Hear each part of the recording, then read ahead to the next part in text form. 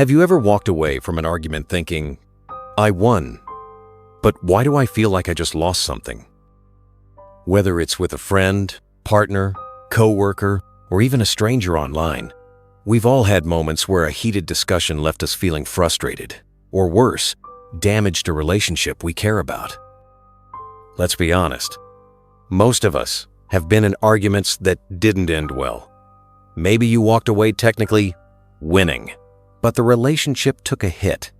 Or maybe you lost and felt defeated.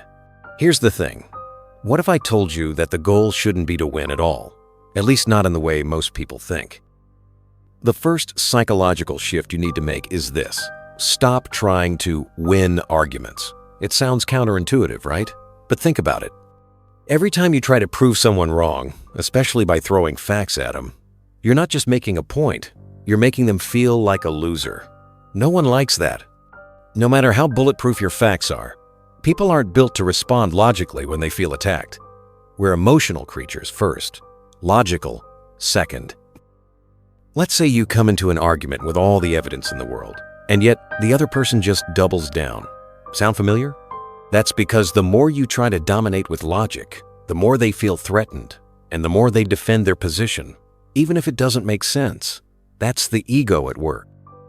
So what do you do instead? Use indirect methods. The real game is not about overpowering someone with information. It's about guiding them gently toward a conclusion. And that's what this video is all about. 10 psychological hacks to navigate arguments without damaging relationships. Hack number 1. Show respect for the other person's opinion. Even if what they're saying sounds completely wrong to you, resist the urge to jump in with, "You're wrong." That's one of the fastest ways to spark resistance. It's like saying, "I'm smarter than you." No one wants to feel intellectually challenged or belittled. That triggers defensiveness and shuts down communication. Instead, try saying something like, "That's an interesting point. I actually see it a little differently. Mind if we look at it together?" Framing it that way makes the conversation collaborative, not combative. You're inviting them in, not pushing them out. Most people aren't logical robots. They're driven by pride, fear, and emotion. So if you bruise their ego, they'll never truly hear you out, no matter how right you are. This is just the beginning. In the next part, we'll look at what happens when you admit you're wrong, and why that's one of the most powerful moves you can make in any disagreement. Hack number 2. Admit when you're wrong. I know, it sounds like the opposite of what you'd want to do in an argument, but if you think about how people react emotionally, it makes perfect sense. Arguments aren't logic puzzles, they're emotional exchanges. And when someone sees you own up to a mistake, something surprising happens. Their defenses drop. By admitting you're wrong, you're sending a clear message. I'm not here to compete. I'm not here to prove I'm smarter. I'm just trying to get things right. That single gesture instantly changes the tone. It tells the other person that the conversation isn't about winning, it's about truth, and that makes you a lot more credible in their eyes. There's a story I love that really drives this home. When I was 17, I got into a small accident with a police car. Technically, it was the officer's fault, but I didn't have a license, and it was my mom's car. I was terrified, but the first thing I did, I got out of the car and said, "I'm so sorry. That was totally my fault." And guess what? The officer paused, looked at me and said, "No, I think it was partly on me too." Instead of getting angry or asking for my license, he let it go. Now imagine if I'd argued back. Even if I had the facts on my side, that would have triggered his ego, and he'd probably have responded with authority, and I'd be in serious trouble. But by taking responsibility first, I disarmed the situation. Hack number 3. Start friendly. This might sound obvious, but most people forget it the moment tensions rise. The way you begin an argument often decides where it ends. If you kick things off with a sharp tone or defensive body language, you're already setting the stage for conflict. Instead, try leading with warmth. Even a simple smile or calm tone can shift the energy. Make it clear that you're not trying to fight. You just want to understand. If you go into a disagreement like you're talking to a friend, the other person is far more likely to hear what you're actually saying. On the flip side, even if you win by dominating the argument, but you've made someone feel small or angry in the process, you've lost something more valuable: trust. In the next part, we'll explore how to get people to say yes early and why that tiny word has a massive effect on how arguments unfold. Hack number 4. Get them to say yes early. Here's a subtle trick that expert negotiators and even great salespeople use all the time. Start by focusing on what you both agree on. Why? Because the moment someone says yes, even to a small point, their brain starts leaning in your direction. It's like unlocking a door just a little. The more times they say yes, the easier it becomes for them to keep agreeing, almost like a rhythm. On the other hand, if the first words out of their mouth are no, that's an emotional wall going up. And once it's there, it's tough to break through. So don't begin by pointing out your differences. Start by highlighting your shared values, common goals, or mutual frustrations. You might say, "I think we both want what's best here," or "We're actually on the same page about most of this."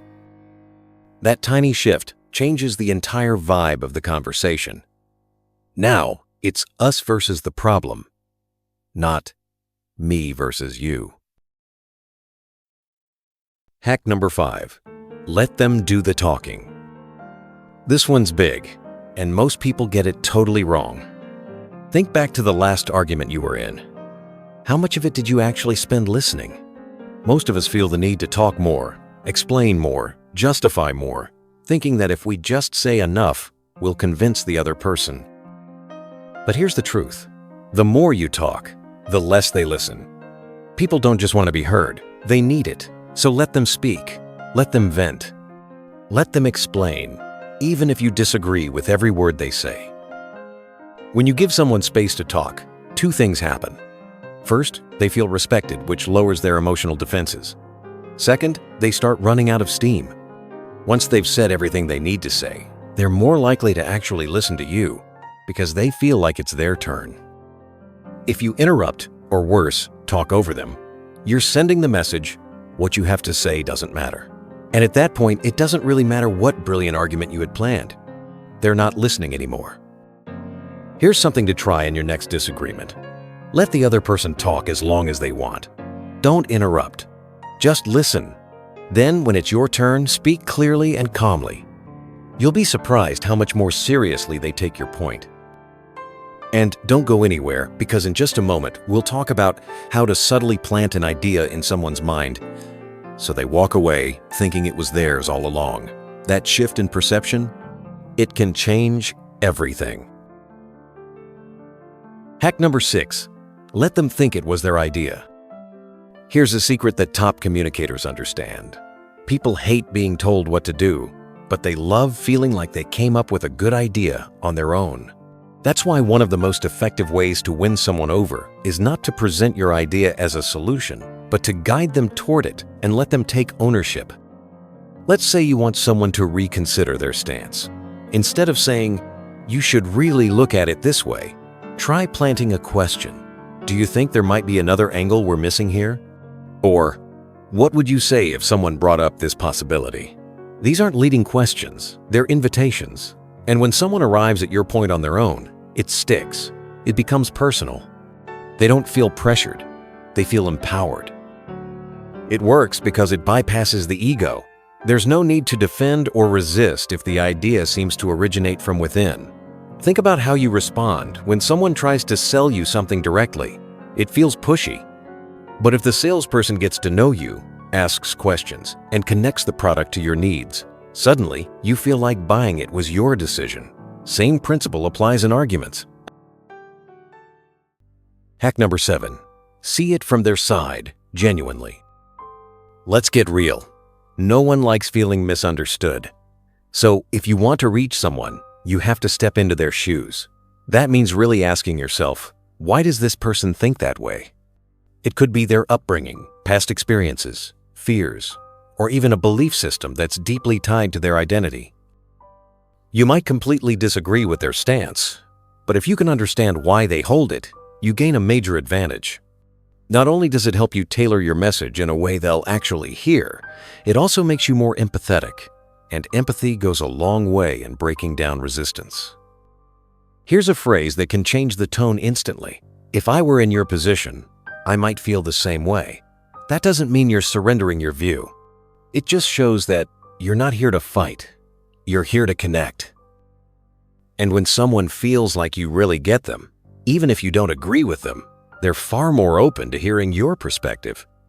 In fact, they may even start to question their own, not because you told them to, but because you created space for that possibility. In the final part coming up, we'll talk about what to do when nothing works, when emotions run high, egos take over, and logic disappears. Because sometimes the smartest move is to walk away.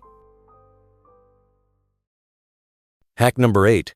Be sympathetic, even if you disagree. There's something we've all done at some point. Held on to an argument not because we believed in it, but because we didn't want to lose. Our pride got in the way. Even when we knew we were probably wrong, we kept defending our stance just to save face. That's why showing sympathy, even when you don't agree, is such a powerful tool. It softens ego. It makes the other person feel safe, not judged. Try something like, "Honestly, I don't blame you for feeling that way. If I were in your shoes, I might feel the same." Those simple words tell the other person, "I get you." And that's all most people want, to be understood. Hack number 9. Accept that you can't win them all. Sometimes, despite your best effort, your logic, your empathy, your delivery, people just won't budge. Maybe their beliefs are too deeply ingrained. Maybe they're emotionally invested in their position. Or maybe they just don't want to change their mind, no matter what you say. And that's okay. There's wisdom in knowing when to back off, especially in sensitive topics like religion, politics, or deeply personal values. It's not always about changing minds. Sometimes it's about maintaining respect, preserving relationships, or simply not adding fuel to a fire that can't be put out. Walking away doesn't mean you've lost. It means you understand the limits of influence. It means you're choosing peace over pride, and sometimes that's the biggest win of all. Hack number 10. Focus on the long game. Changing someone's mind rarely happens in a single conversation. It's often the result of multiple interactions, moments of reflection, and subtle shifts over time.